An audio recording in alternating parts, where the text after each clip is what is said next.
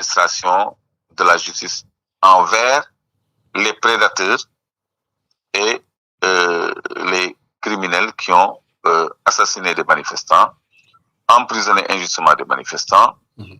torturé et blessé des manifestants, ou bien ñu rey ay simples fonctionnaires. On a même tué un gendarme et un militaire, Didier Badji et Fulbert Sambou,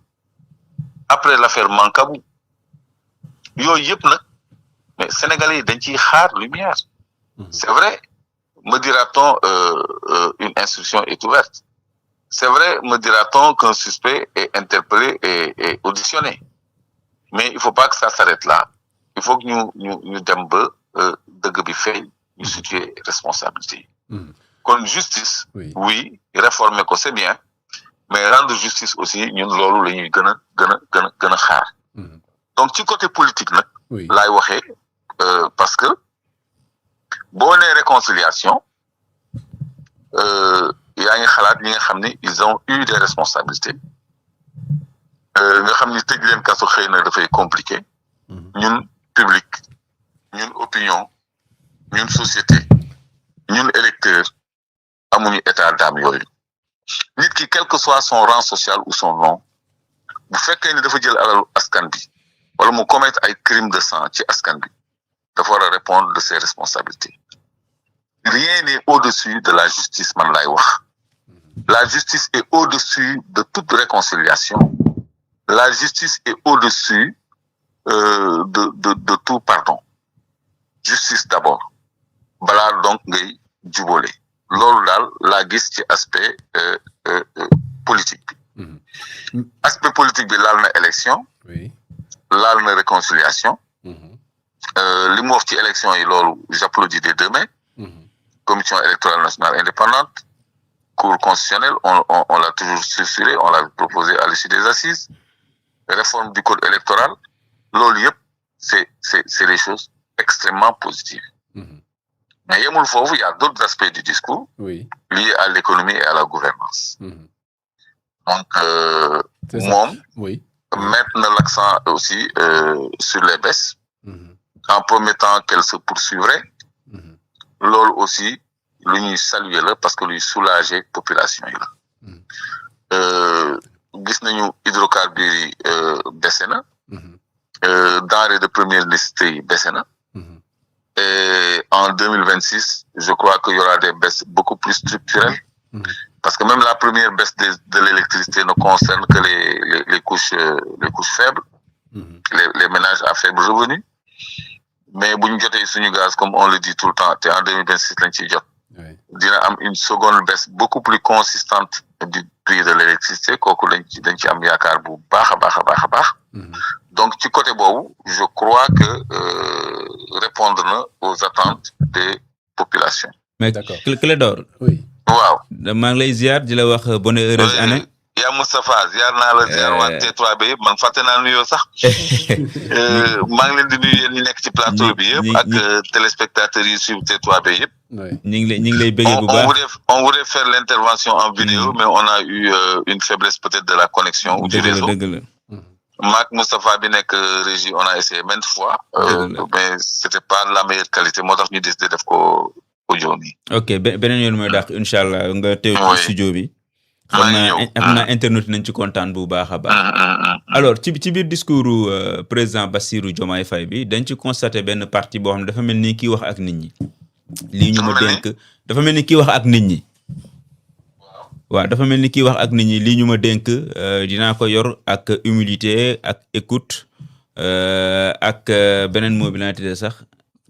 lucidité. du ma jël dara di ko teg ci kaw Sénégal. am na daal wax yoo xam ne wax na ko ci séquence boobu ñu bëggoon ci am sa lecture. loolu laa tontu léegi. du ma jël dara teg ko ci kaw Sénégal li ko jiitu mooy kàddu yi nga wax que dina téye gouvernance am avec lucidité ça veut dire sans céder à une pression quelle qu'elle soit ou d'où qu'elle vienne.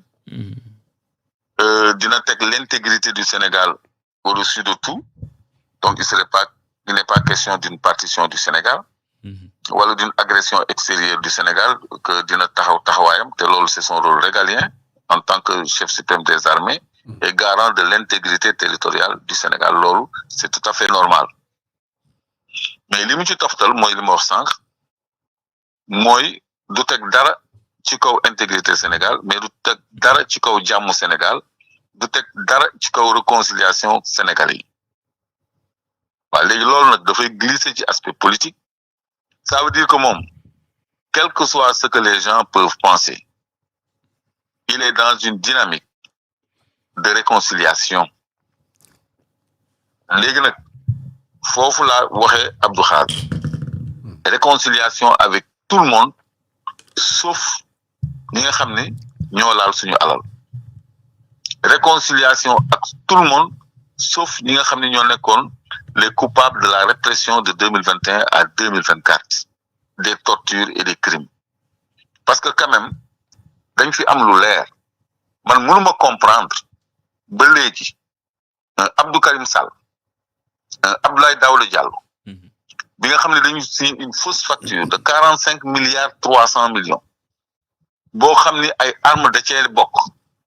ay kalachnikov ak ay armes de poing ak ay millions de munitions mu am un document qui l'atteste signé par Abdoulaye Daouda Diallo et Abdou Karim Sall loolu kenn mënu ko laal ba léegi présidence de la République hein? À ce niveau je crois que annoncé nañu l'audition des différents ministres des Finances Abdoulaye Daouda Diallo ak Birima Mangara ak Amadou Ba je crois mais la date n'est pas encore précisée. waaw mais Abdou Karim Sall nag li may wax nii Amadou Ba yoonam nekku ci Amadou Ba ci yeneen dossier la bokk mais bokkul ci dossier 45 milliards yi Abdoulaye Daouda Diallo la oui. ak Abdou Karim Sall ancien ministre de l'environnement waaw te mu sàccoon suñu këwal yi tamit yóbbu ko ci toolam ñaar ñooñu ak le trésorier général de l'époque le trésorier général moo avalisé 5 traites de 5 milliards 60 millions à Petit Boubé bi nga xam ne c'est un bandit recherché loolu moo def le total 5 traites de 5 milliards 60 millions yooyu moo def le total de 45 milliards 300 millions trésorier général mënul fay ay traites sur la base d'une facture qui n'a d'autre montant que le total général amul prix unitaire amul dara dañuy lim ay désignation de produit et on met en bas total général 45 milliards 300 millions au nom de quoi sur la base de ça comment un ministre des Finances peut avaliser le paiement d'une si fausse facture nga xam ne amateurs yi sax duñu defee noonu facture boo xam ne amul prix unitaire kon mus ko gis vous avez les documents là les documents sont disponibles dans le net oui. Je ne parle même pas des sociétés de Petit Boubé et autres qui ont été citées et qui ont travaillé avec la famille de Gabi Pérez ba noppi loolu dafa feeñ aussi ci ces noms yi nga xam ne c'est encore dans le rapport de la Cour des comptes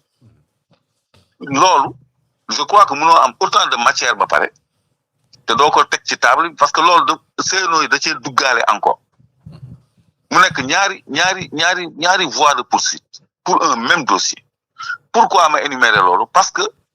la présidence s'est retrouvée récipiendaire d'une partie de ces armes-là parce que au moins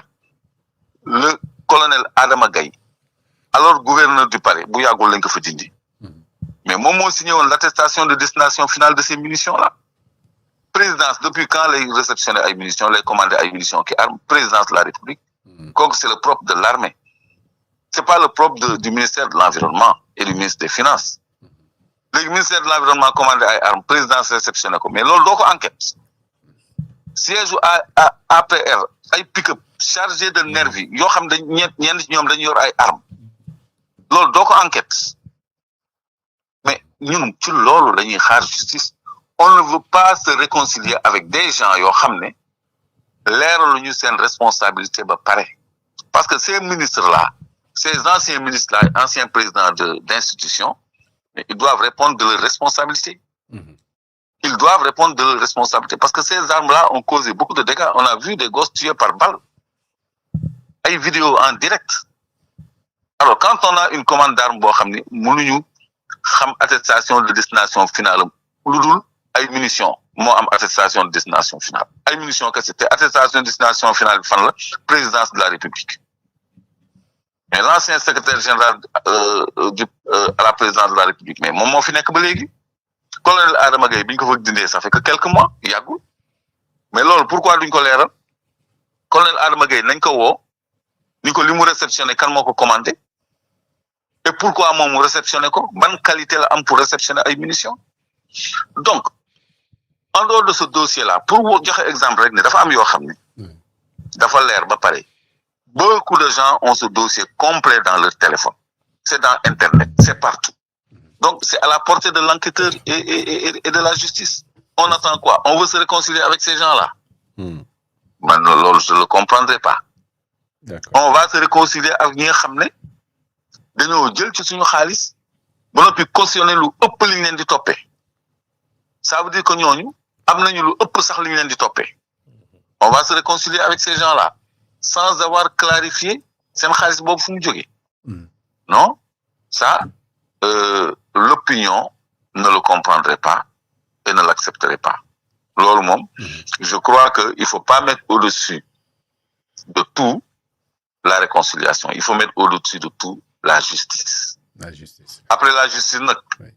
mën nañu explorer des voies de clémence d'actes de paix sociale ou d'actes de cohésion sociale parce que justice parfois c'est pour donner l'exemple non seulement pour que nul n'en ignore mais pour que plus jamais ça loolu mooy importance su administrer justice mais bàyyi nii rek réconciliation de quoi ñu nekk en conflit ñooy soxla réconciliation mais ces prévaricateurs là ils sont en conflit avec la société tey jii dëkk bi bu tolloo fi mu toll nii CNO yi nga gis nii dette cachée yi nga gis nii ak yooyu yëpp rapport scientifique ni mu épinglé ak loolu yëpp mais xaalis yooyu ay milliards yi milliards ngay dégg ay milliards yi milliards yi milliards te ñoo xam ne mosoo leen xalaatee nëngate